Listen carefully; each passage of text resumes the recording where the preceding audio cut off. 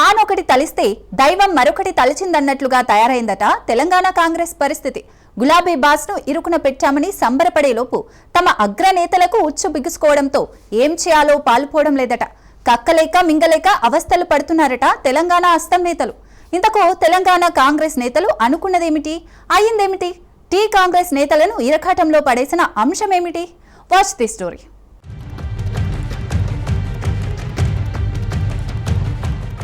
కాంగ్రెస్ అధినేతకో న్యాయం, కేసీఆర్ కు ఒక న్యాయమా? రేవంత్ సర్కారును నిలదీస్తూ బీఆర్ఎస్ నేతలు సంధిస్తున్న ప్రశ్న ఇదే.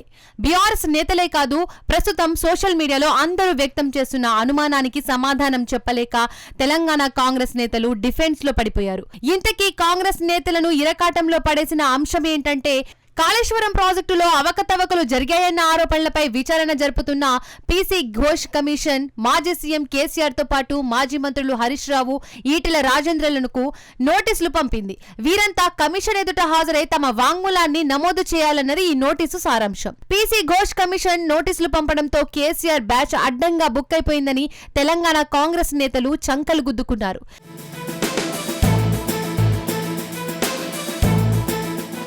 ఇంతకీ కేసీఆర్ విచారణకు హాజరవుతారా లేక లిఖితపూర్వకంగా తన వాదనను వినిపిస్తారా అనే అంశంపై కూడా ఇంకా క్లారిటీ లేదు. విచారణకు హాజరు కాకుండా మినహాయింపు ఇవ్వాలని కేసీఆర్ కోర్టును ఆశ్రయించే ఆప్షన్ కూడా ఉంది. ఈ విషయాలను పట్టించుకోకుండా కేసీఆర్, హరీష్ రావు ఎట్టి పరిస్థితుల్లోనూ కమిషన్ విచారణకు హాజరై తీరాలని, విచారణ పేరు చెబితే చాలు కేసీఆర్ అనుకో ఎందుకు వణికిపోతుందని కాంగ్రెస్ నేతలు వితండవాతం మొదలుపెట్టారు. దీనికి అటు బీఆర్ఎస్ నేతలు కూడా ధీటుగానే స్పందించారు. ముగిసిన ఘోష్ కమిషన్ గడువును పొడిగించి కేసీఆర్ ను విచారణకు పిలవడం వెనుక రాజకీయ దురుద్దేశం ఉందని, ఇది కాళేశ్వరం కమిషన్ కాదు కాంగ్రెస్ కమిషన్ అంటూ విమర్శలు గుప్పిస్తున్నారు.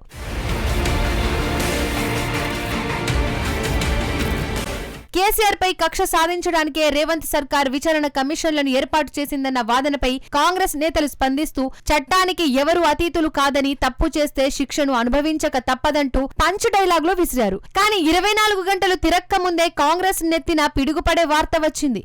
నేషనల్ హెరాల్డ్ పత్రికకు సంబంధించిన మనీ లాండరింగ్ కేసులో కాంగ్రెస్ అగ్రనేతలు సోనియా గాంధీ, రాహుల్ గాంధీల పాత్రపై ఈడీ సంచలన ఆరోపణలు చేసింది. వీరిద్దరూ 142 కోట్ల రూపాయల మనీ లాండరింగ్ చేశారని ఎన్ఫోర్స్మెంట్ డైరెక్టరేట్ ప్రత్యేక న్యాయవాది వాదనలు వినిపించారు. ఎన్నికల్లో పార్టీ టికెట్లు కేటాయిస్తామని, పదవులకు ఎంపిక చేస్తామని, వ్యాపారాలకు రక్షణ కల్పిస్తామంటూ పలువురి నుండి పార్టీ సీనియర్ నేతల ద్వారా అక్రమార్జనలకు పాల్పడ్డారని ఈడీ ఆరోపించింది.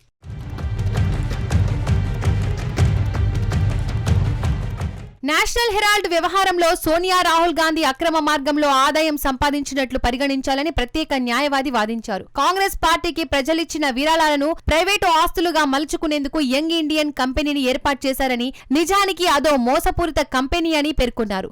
Young Indian associated journals limited లో సోనియా, రాహుల్ గాంధీకి 76% వాటాలు ఉన్నాయని, ఈ సంస్థ తరపున 90 కోట్ల రూపాయల విలువైన ఆస్తులను కేవలం 50 లక్షల రూపాయలకు పొందడం కూడా నేరమేనని ఈడీ తరపు న్యాయవాది కోర్టులో ఆరోపించారు. ఈ పరిణామాలు ఢిల్లీలో కాంగ్రెస్ హెడ్ ఆఫీస్ ను కుదిపేస్తున్నాయి. అంతకంటే తెలంగాణలో రేవంత్ సర్కార్ ను కూడా షేక్ చేస్తున్నాయి.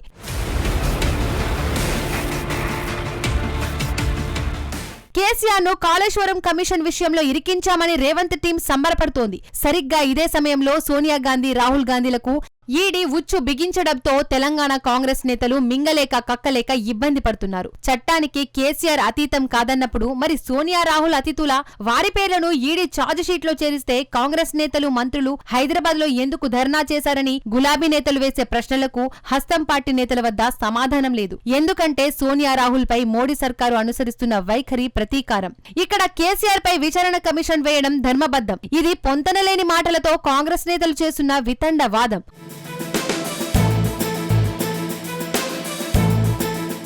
మొత్తం మీద గ్రహచారం బాలేదా లేక గవర్నమెంట్ వేసే స్కెచ్ బాలేదా? ఎందుకు బీఆర్ఎస్ విషయంలో అన్ని ప్లాన్లు రివర్స్ అవుతున్నాయని తెలంగాణ కాంగ్రెస్ నేతలు తలలు పట్టుకుంటున్నారట.